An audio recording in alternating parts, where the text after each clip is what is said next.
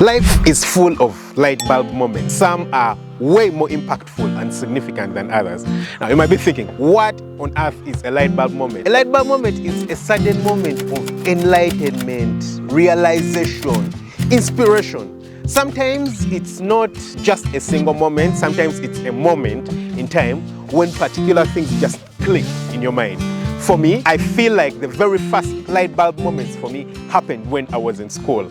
In my fourth year at the university, that should have been maybe 2014, I realized that for me, my life was never going to be about the hospital. Whilst my friends were very focused on becoming the topmost doctor they wanted to be, for me, I realized that this is not the dream for me. Don't get it wrong. It's not like I never wanted to be a doctor. It was always the goal. It was always the dream. But as we grow up, things change. The things that inspire you, the things that drive you, they keep changing. And for me, I just realized after spending a while in hospital that this is not me. This is just not my life. I can't spend each and every day looking at patients. Honestly, sometimes it would make me sad, thinking that for the rest of my life, I'm going to be looking at sick people. No, I just couldn't fathom it. I just couldn't take it. So just like that, at such an early point, well, some people would consider it early, others would consider it late. I've seen people who have released themselves and, quit college or decided not to do college, not to do university and go do the things that they want when they are way younger, 16, 17 years. For me, I was probably around maybe 20,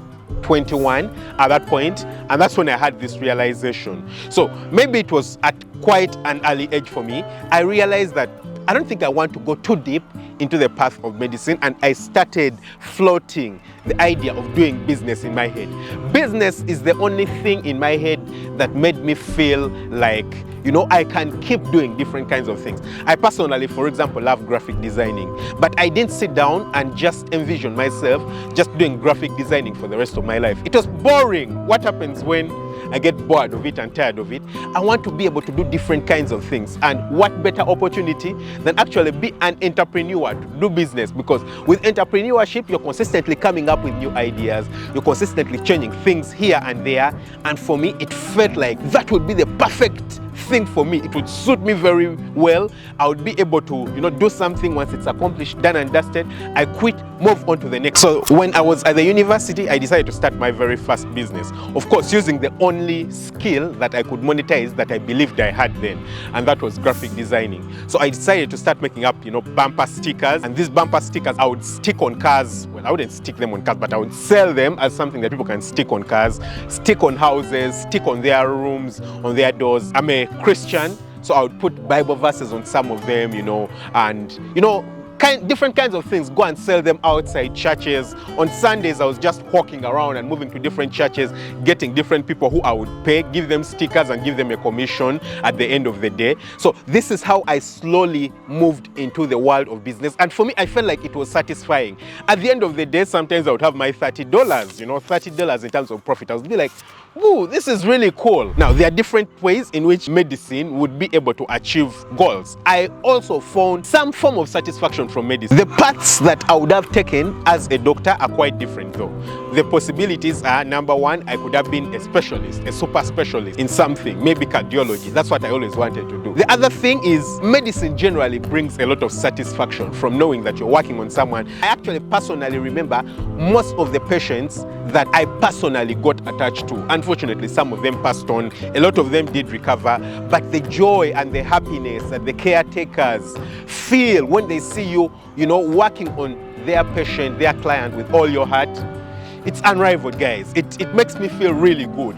But unfortunately, after that moment, I would again feel empty. And also, I wanted to practice medicine outside my country. That's outside Uganda, because honestly speaking, everyone does work for the money. Well, a few people say they don't do it for the money, but most of us do work for the money, yeah? Because we believe the money gives us power to do a lot of other things. In my country, Uganda, the likelihood of getting a good income from being a doctor was very low. I think at the time I graduated, my very first job, I think I was getting it was less than $1,000 guys, about $800. After spending 6 years in practice. That's really crazy. So I told myself maybe I should explore the possibilities. So at that point, I traveled out of the country. As soon as I graduated, I traveled out of the country, spent maybe 3 months outside the country, and this was the second light bulb moment for me. I believe that this was such a great opportunity for me. You see, when other people travel, they experience things differently. Some people, when they travel, they are looking at the new places, they are looking at the new nice things, you know, the different things that they have from their places. For me, when I travel, I'm looking at what can I learn, you know, what can this place change about me? What can it change about how I see the world? When I traveled, I noticed that people in other places do business so differently from the way it's done in my country. And that's when I noticed that, hey, the opportunity for growth in business in my country is actually exponential. It is so great because most people just do it wrong. They don't do it well. They don't put a touch of excellence on what they do. And so I told myself that if only I could go back and just pick a leaf of what these other people implement in the other countries, I'm certainly going to do better, and I'm certainly going to perform way better than I ever thought. So when I came back to my country, Uganda, a few months later, of course, now I decided to start looking for a job as a doctor, but at the back of my mind was, I'm going to be a businessman. I'm going to get the very best business ideas that I can get, implement them so that I can grow as a business. But like I say, to do business, usually you need money. And so I went and looked for a job, and I managed to get a job practicing as a doctor. So while I was working as a doctor, I was saving up money, number one.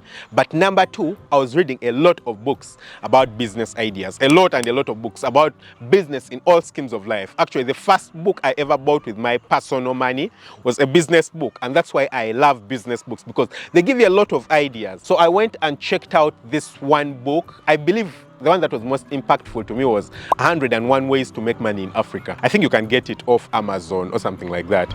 So I read this book, and it gave me a lot of ideas, but at that point I zeroed down on doing greenhouse farming. You know what greenhouse farming? It's when you grow crops, usually it's crops in a greenhouse, yeah? The environment is controlled to put some form of control on what you're doing, and I personally love control. I love taking risks, but I don't love taking too much risk. I want to have things in my control, things that I can control. And with the greenhouse, it meant that I could control what I'm growing. So I decided to do greenhouse farming. But after a while, after I met someone, an expert at greenhouse farming, I realized that this guy, an expert at greenhouse farming, thinks that poultry farming is a better option. So I decided to explore it, read about it, and finally I decided to go into poultry farming. I decided to put my focus in poultry farming and not greenhouse farming. So I found out that getting information about farming was actually quite difficult. The information available at that time was terrible. Guys, this is not so long ago. I think this was like 2018, 2019, yeah? So the easiest and more reliable way for me to actually get information was through reading textbooks. But you guys know that textbooks have a lot of detailed information,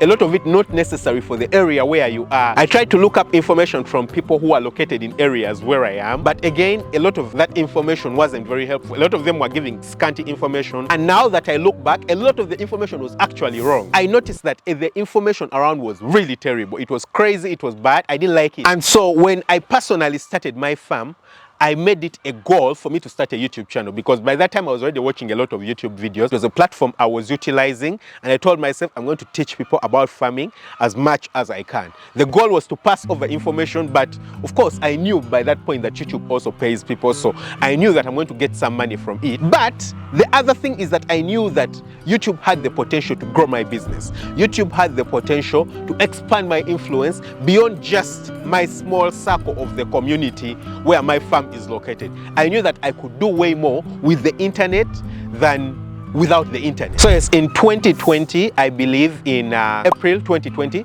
I started Farm Up, the YouTube channel. It was a God-given blessing to me, because I started Farm Up earlier on, and quickly I noticed that there was a huge information gap on farming. Now, right now, there's a lot of information moving around on farming, and it's a great thing that you can find information on farming in all aspects, whether it's goat farming, chickens, mushrooms, all these things. But at that point, there was very, very little of it. And a lot of it was maybe in the US. And there were no people sharing practical information. A lot of people who were sharing, you know, in tropical settings, the information wasn't detailed. It wouldn't really give you everything you need necessarily to succeed. So when I decided to start a YouTube channel, everything exploded, guys. Everything exploded. The opportunities became quite a lot for me. They became enormous. The things that I was exposed to, the possibilities for the farm exploded, because just like that, I was having all these kinds of people calling me that they want to do investments with me. The thing is that no one wants to invest with you when what you're doing is terrible. So for me, it was a testament to what I'm doing. The fact that what I'm doing is actually good and it's working out, and that's the only reason people would want to be associated with me and have them working with me and get the best results out of me and also out of whatever they are offering. It gave me the opportunity to do partnerships. Just like that, I started a breeder farm, and just like that, I was able to expand. Currently, I supply day-old chicks all around the country. I haven't been able to supply day-old chicks outside the country because up to now, I still can't meet the demand inside my country, and I'm still trying to work on everything is as efficient as possible inside my country.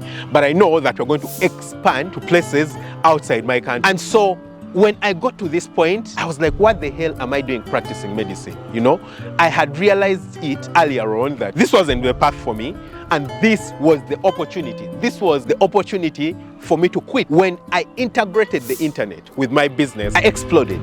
And this was the moment for me to quit. I can tell you guys that if you can utilize the internet to the best of your ability, where you can go is limitless. You know, the sky is the limit. Even the sky is not the limit if you can utilize the power of the internet. What people could not do earlier on without the internet, right now the internet has given us ability to do. Things that only people probably in the developed world could do, right now anyone can do them from anywhere. I'm seated right now, you know, you can see my home in the background, you can see the farm, I think you can hear chickens in the background. Things I could never have done earlier on, right now I'm able to do, all because of the internet. I'm able to influence a lot of people. I'm able to pass across my ideas. Yeah, right now I've developed a lot of ideas of how to succeed, how to grow, how to actually do a farm, because when I started farming, everyone was saying that you can't run a farm in your absentia. You can't do a farm. A farm requires your physical presence, and it's quite difficult to succeed at farming. I've developed things that ensure that I can run my farm, that other people can actually run their farms in their absentia, and it can actually be successful. So why not? Why not? This really exploded my life, and I believe it can explode your life too. Try it out. Try using the internet. Try learning as much as possible. Try implementing this, and your life is going to be changed forever. Don't forget to hit the subscribe button, smash the notification bell. Catch you very soon with another video. Lots of love. Bye-bye.